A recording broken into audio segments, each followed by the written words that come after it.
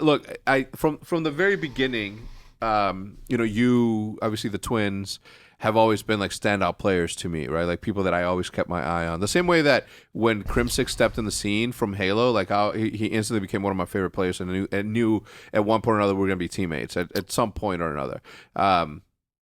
Obviously nadeshot retire made everything a lot easier for me because at that point, obviously I was able to pick up Damon. Make business decisions, yeah. right? Like the right business decisions, not put friendship in there.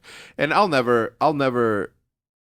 don't think that at some points I do tend to make the business decision the majority of the time, I think. But when it's on the balance between friendship and that, more often than not, I think I have a track record of always picking friends. And how can I turn away from that when everything that has come to me was through friendship? I mean, if you look at where we're sitting now, like it's all been through the building of that friendship. But in a situation like that, you don't often get to go after the players that you would like to play with, right? Like the twins, obviously Krim, as I mentioned before, and etc.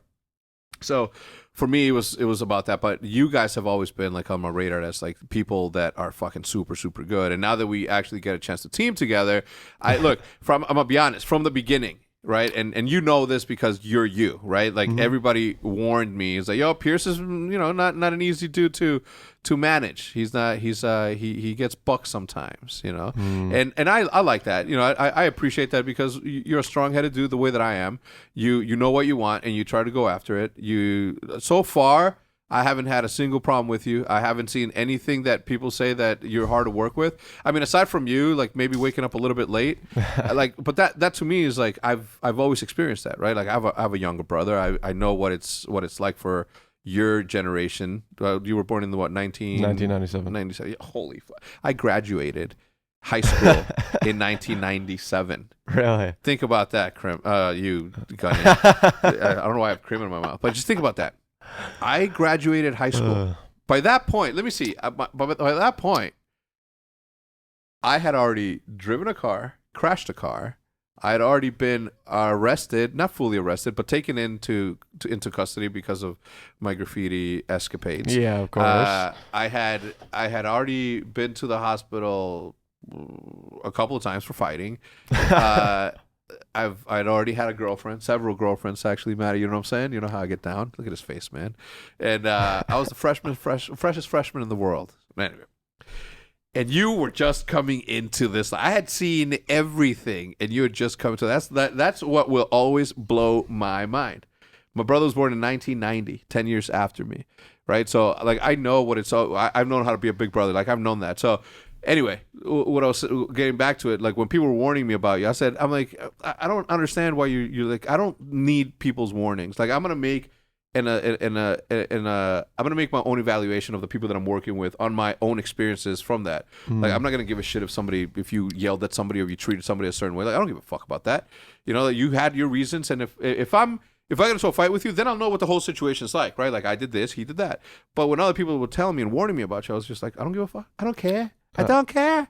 I don't care. I think I like that, but I think the only thing that I ever actually feels very bad about is like the warning thing is like when I left my United team. I think that was a very, very bad thing for me to do, and I think that was my mistake completely. What was it? I'm not familiar. I kind of like benched myself and like did that way.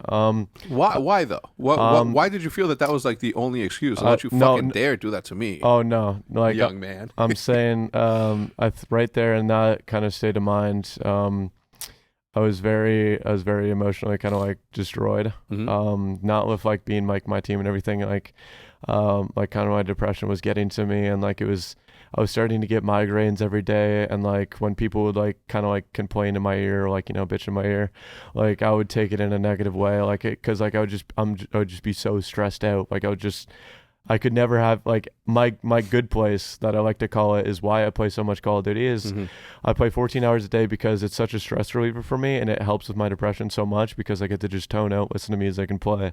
And I use that as a good way. Like, so I try to like play pubs as much as possible and use it as a way to try to improve something that I can use in game, like for scrims and stuff like that. United back then, it was probably the stupidest thing that I could have done to bench myself. I think if I just, got a little bit of help from somebody, like took a few deep breaths and told myself to relax, I think I would have handled that situation a lot better.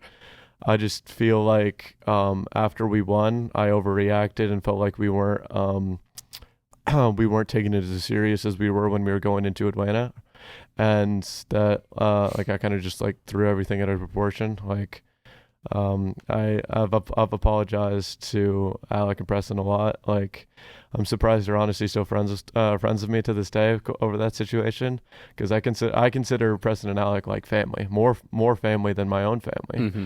Like they're always there for me, and like I can always talk to them and try to be myself.